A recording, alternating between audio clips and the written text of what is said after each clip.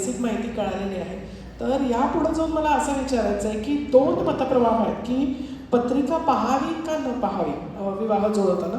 कारण असं म्हटलं जाते की पत्रिका पाहायच्या नादात पत्रिका जुळत नाही म्हणून लग्न खूप लांबत जातात आणि बऱ्याच जणांची लग्न अशा कारणानं राहिली आहे पण आहे हे सुद्धा आहे.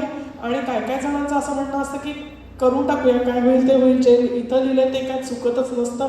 आणि जर लव्ह मॅरेज करून ती एवढी सक्सेसफुल झाली त्यांनी कुठं पत्रिका पाहिलेली, तर आपण कशाला पाहावी. तर याविषयी तुम्हाला काय सांगायचं आहे सर?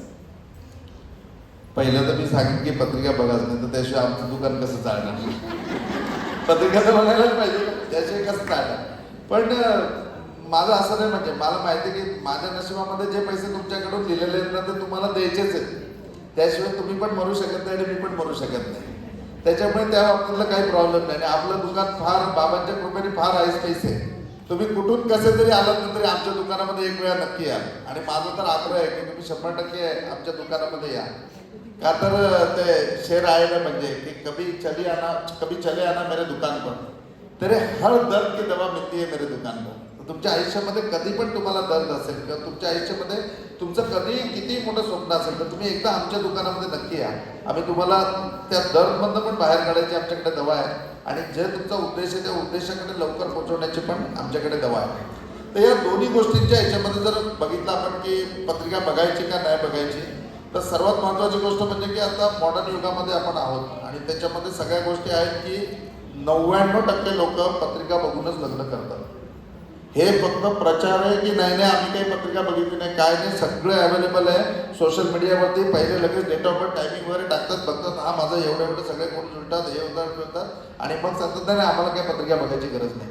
कितीतरी लोक म्हणतात माझा भविष्यशास्त्रावर अजिबात विश्वास नाही, पण रविवारचा पेपर आला की तो सर्वात पहिले बघतो की या आठवड्याचं भविष्य काय. म्हणजे ही क्युरियोसिटी आहे, हे भविष्य आहे ना, ही एक क्युरियोसिटी आहे. तुम्ही भविष्यशास्त्र हा शब्द बाजूला करा आणि क्युरियोसिटी करा. क्युरियोसिटी तुमच्या लाईफमध्ये म्हणून तुम्ही जिवंत आहे. उद्या काय घडणार या गोष्टीची तुम्हाला क्युरियोसिटी आहे म्हणून तुम्ही सकाळी उठताय. ज्या दिवशी ती क्युरियोसिटी संपेल ना त्या दिवशी आपला एंड झालेला असेल.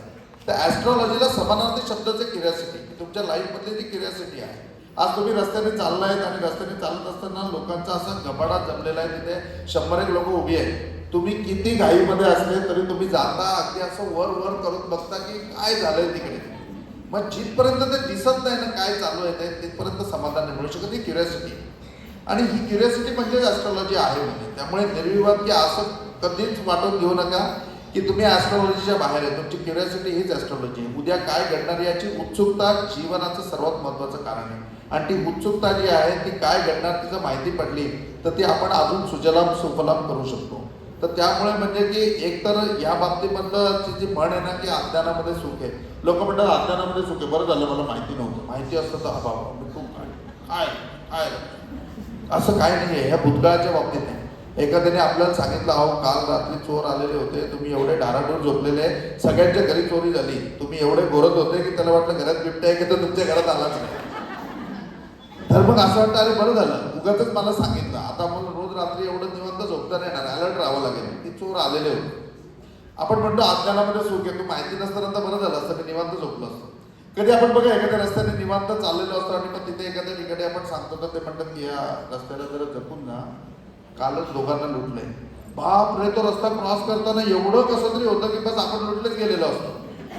म्हणजे केव्हाही ज्यावेळेला एखादी गोष्ट माहिती पडते त्याच्या वेळेला असं होतं की अरे बाप हे कशाला माहिती पडलं. मग तो पार करून जातो. मग आपल्याला म्हणतो अरे उगाचच त्या दुकानदाराने आपल्याला सांगितलं, त्यांनी सांगितलं नसतं ना तर 2 तास खूप चांगला प्रवास झाला असता. आपण म्हणतो अज्ञानामध्ये सुख आहे, पण ॲस्ट्रॉलॉजीच्या बाबतीमध्ये ज्ञानामध्ये सुख आहे. का तर उद्या तुमच्या आयुष्यामध्ये घडणारी घटना ज्यावेळेला तुम्हाला आज माहिती पडते ना त्यावेळेला तुम्ही त्या गोष्टीला हॅबिच्युअल होता आणि तुम्ही उपाय करू शकता. मी जर तुम्हाला सांगितलं की आता शनीची 7:30 चालू आहे आणि कुंभ राशीच्या लोकांनी सावध राहा, तुमच्या उजव्या पायावर शनी महाराज आहे, तुम्ही 100% पडणार. आणि तुमच्या कुंडलीप्रमाणे योग आहे की तुमचा पाय फ्रॅक्चर होणार, तुमच्या कुंडलीप्रमाणे योग आहे तुमच्या पायामध्ये रॉड टाकावं लागणार आणि 3 महिने तुम्ही बेडवर राहणार. हे तुम्हाला समजल्यानंतर तुम्ही प्रिकॉशन घ्या. तुम्ही प्रिकॉशन घेतल्यानंतर जी घटना घडणार आहे ती घडणारच आहे, ती अजिबात चुकणार नाहीये, कारण ती लिहिलेली आहे, ती घडणारच आहे. मग ॲस्ट्रॉलॉजी जाणून घेऊन काय फायदा होईल तर तुम्ही प्रिकॉशन घ्या. ते असं होतं ना की असं होतं की त्याचा रक्तपात होणार आहे. रक्तपात होणारी घटना आहे, लिहिली गेलेली घटना एवढीच आहे की रक्तपात होईल. आणि घटना अशी आहे की तुम्ही घरातून बाहेर पडताना तुमच्या डोक्यावरती वीट पडते आणि तुमचं डोकं फुटतं आणि रक्तपात होते. पण आता तुम्ही अलर्ट आहात, आता तुम्ही अलर्ट आहात, त्यामुळे काय केलं, तुम्ही टोपी घातली, सगळं घातलं, ते घातलं, बघितलं, काळजी घेऊन बाहेर पाऊस तर आहे ना, नाही तर छत्री पण घेऊन ठेवूया. मग घरातले म्हणले अरे ऊन पण जास्त आहे, तू उन्हापासून पण संरक्षण म्हणून छत्री घे. आणि मग त्यांनी छत्री घेतली. मग असं आलं, घराच्या बाहेर पडताना वीट पडली, पण त्याच्या अंगठ्यावरती पडली. आता डोकं फुटून होणारी जखम आणि अंगठ्यावरती वीट लागून होणारी जखम, रक्तपात होणार तो होणारच आहे, तो तुम्ही टाळू शकत नाही आणि कोणी ॲस्ट्रॉलॉजर तो टाळूनही देऊ शकत नाही. पण एवढंच आहे की जर ते तुम्हाला अगोदर माहिती पडलं तर त्या बाबतीमध्ये तुम्ही तेवढं प्रिकॉशन घेऊ शकता. तर हे जे प्रिकॉशन आहे म्हणजे ॲस्ट्रॉलॉजीच्या बाबतीमध्ये ज्ञानामध्ये सुख येते जाणून घेण्यामध्ये. आता ज्या वेळेला आपण सगळ्यांनी लग्न केलं त्याच्या वेळेला पत्रिका बघितल्या असतील, तिथे बसलेल्या अर्ध्या लोकांनी बघितल्या असेल किंवा बघितल्या नसतील. तर पत्रिकेमध्ये नक्की काय बघायचं ते माहिती पाहिजे, तुम्हाला माहिती पाहिजे. आता आपण सगळेजण सज्ञान आहात, तुम्ही सगळेजण माझ्या आई बहिणी समान आहात म्हणजे. तर त्याच्यामधलं जी विषयाची खोली आहे त्या विषयाच्या खोलीमध्ये असं आहे की ज्या वेळेला कन्यादानाचा संकल्पच आहे की मम कन्या प्रजा उत्पादनार्थ, म्हणजे तू हिचा उपभोग घे आणि हिच्यापासून एक मानव निर्माण कर, तर त्यांच्या आयुष्यामध्ये प्रणयसुख असायला पाहिजे. मग हे प्रणयसुख कसं काय मिळणार? आपलं काय गडी डिटर्जंट नाही की पहिले इस्तेमाल करो फिर विश्वास करो, है ना? असं नाही आहे ना. तुम्हाला फार फार तर आता प्रायव्हसी काय आहे, तुम्ही एका हॉटेलला भेटू शकता, एकमेकाचे विचार बघू शकता, काय जुळतात की नाही काय नाही, एकाच महिन्या फोनवर बोलू शकता. मग कळतं की हे फार प्रकरण वेगळं आहे, 90% ते लग्न त्यामध्ये मोडून जातं.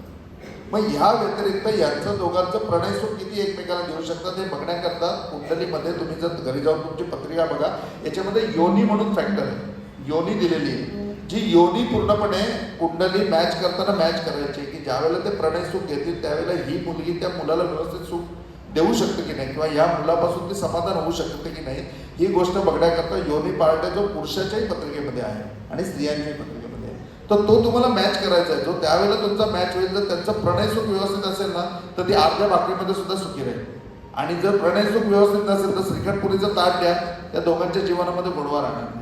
तर याचं सर्वात महत्त्वाचं कारण आहे की ॲस्ट्रॉलॉजी त्या पत्रिकेवरती हे गाईडलाईन करू शकते की या दोघांना एकमेकाला प्रणयसुख हे देऊ शकतील का, त्याच्यामध्ये किती पर्सेंटेज यांचे असतील. त्याच्यानंतर महत्त्वाचा विषय आहे की लग्नामध्ये जसं जातं ती इकडे वडिलांच्या घरी वाढले, आज तिचं कुळ कुलदैवत सगळं सोडून ती तिकडे जाणार आहे.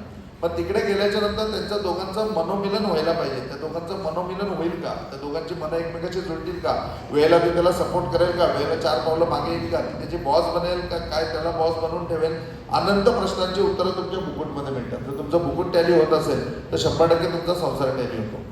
आणि मग त्याच्यानंतर या दोन्ही गोष्टीमध्ये दोघांची शरीर प्रकृती की दोघं जण एकत्र आल्यानंतर त्यांची शरीर प्रकृती एकमेकाला मॅच व्हायला पाहिजे. नाही तर असं होईल की बस प्रणय आणि या सगळ्या प्रसंग आला आणि त्याच्यानंतर एक महिना आजारी पडतोय, कधी तो आजारी पडतोय, कधी ती आजारी पडतोय. म्हणजे त्यांचे शरीरही एकमेकाला मॅच व्हायला पाहिजे. ते बघण्याकरता नाडी दिलेली आहे की नाडी आहे, आद्य नाडी आहे त्याची का आद्य नाडी आहे त्याची का मध्य नाडी आहे. 3 प्रकारची नाडी आहे. मग ती नाडी मॅच होते का, मग त्याच्यामध्ये एक नाड तर येत नाही ना. मग एक नाड येत असेल तर त्यांचे ब्लड ग्रुप तर भिन्न आहेत ना. मग ब्लड ग्रुप भिन्न असेल तर आम्ही सांगतो बिंदास करा. म्हणजे आज कालायत असताना मग कालानुरूप त्याच्यामध्ये जेवढे बदल आहेत तेवढे सगळे बदल आहेत. याच्या व्यतिरिक्त लग्न झाल्याच्या नंतर की लग्न आता झालं त्यांचं, तर लग्न झाल्याच्या नंतर पुढचं जे जीवन आहे त्या पुढच्या जीवनामध्ये त्यांचे एकमेकाचे प्रसंग की दोघांनी ॲट ए टाईम 7:30 आली तर काय करतील. पण एकाला 7:30 आले आणि एकाचा गुरु बलवान असेल तर 100% त्या पिरियडमध्ये सुद्धा पुढे जाऊ शकतात, कमीत कमी त्रास होऊ शकतो. तर पुढच्या दैनंदिन प्रत्येक गोष्टीचा जो क्रमपाठ आहे तो त्या पत्रिकेमध्ये आहे. आणि एवढी सखोलता असल्यामुळे 100% पत्रिका बघूनच लग्न करा. भले गपचूप यूट्यूबवर बघा, काही प्रॉब्लेम नाही, तुम्हाला कोणी बघत नाही. आजपर्यंत मांजर डोळे मिटून दूध पिते तिला वाटतं आपल्याला कोणीच बघत नाही, तर तुम्हाला कोण बघणार आहे. पण निश्चितपणे तुम्ही बघा. याच्या उपरांत तुम्ही याच्यावरती विश्वास ठेवून बघा. कितीतरी वेळेला पत्रिकेमध्ये असे योग असतात की त्याच्यामध्ये त्यांचे 2 लग्नाचे योग आहेत, त्यांचा डबल विवाह होईल. मग काही कारणात त्याचे पुढे डिवोर्स होईल किंवा त्याच्यामध्ये काही ना काही ॲक्सिडेंट होऊन तो एक्सपायर होईल वगैरे, काही ना काही वैधव्य येईल किंवा मिथुनावस्था येईल आणि त्याचं लग्न होईल. तर हे जर लग्नाच्या अगोदर माहिती पडलं की याच्या पत्रिकेमध्ये असा असा द्विभार्या योग आहे किंवा याच्या पत्रिकेमध्ये असा असा योग आहे किंवा याची 2 लग्न होती, तर त्याच्यावरती उपाय त्याच्यामध्ये आहेत. त्याच्यावरती उपाय सांगितले जातात. जे उपाय पूर्णपणे तुम्ही शास्त्र मान्य केले तर 100% त्याचा इफेक्ट होतो. जी घटना घडण्याच्या अगोदर जर तुम्हाला माहिती पडली तर तुम्ही त्याच्यावरती पूर्णपणे उपाय करू शकता. तुम्हाला जर समजा तुमचा ॲक्सिडेंट होणार 3 महिन्यामध्ये तुम्ही ॲटलिस्ट मेडिक्लेम तर काढू शकता. जो मेडिक्लेम काढून ठेवला तर त्याचा खर्च तर वाचेल ना. ऍक्सिडेंट होणारी घटना घडेल, पण ऍस्ट्रोलॉजीने माहिती असल्यामुळे ही गोष्ट होईल की तुम्हाला त्या गोष्टीचा पूर्णपणे बेनिफिट होईल. जन्मपत्रिका ही 100% प्रत्येकाची असायला पाहिजे. दुसरा पार्टमध्ये की लग्न करताना 100% पत्रिका बघूनच करायला पाहिजे. आणि याच्यामध्ये अगदी असं गुणांचं काही नाही की गुण 18 जुळायला पाहिजे.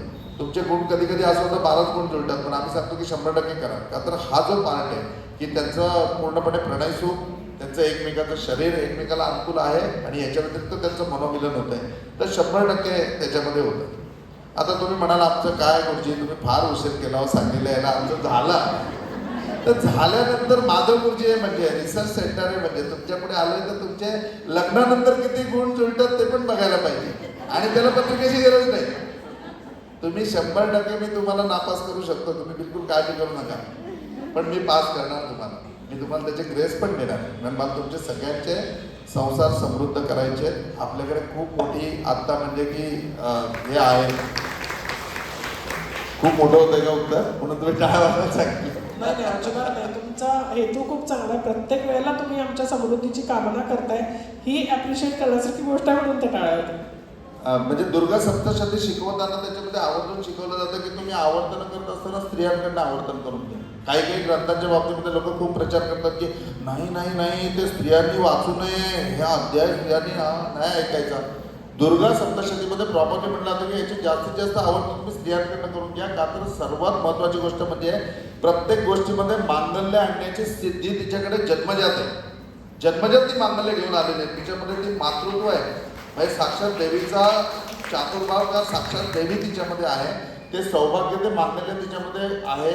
आणि म्हणजे 99.99 हा माझा अनुभव आहे, हा माझा रिसर्च आहे की 99.99 एखाद्याचं चांगलं व्हावं ही इच्छा स्त्रीच करते. पुरुषाला कधीही असं वाटत नाही की स्वतःचं भलं व्हावं का माझं त्याचं भलं व्हावं. म्हणजे म्हणतात ना की लग्न झाल्यावर तो बैल असतं, खरंच आम्ही बैलच राहतो सगळी.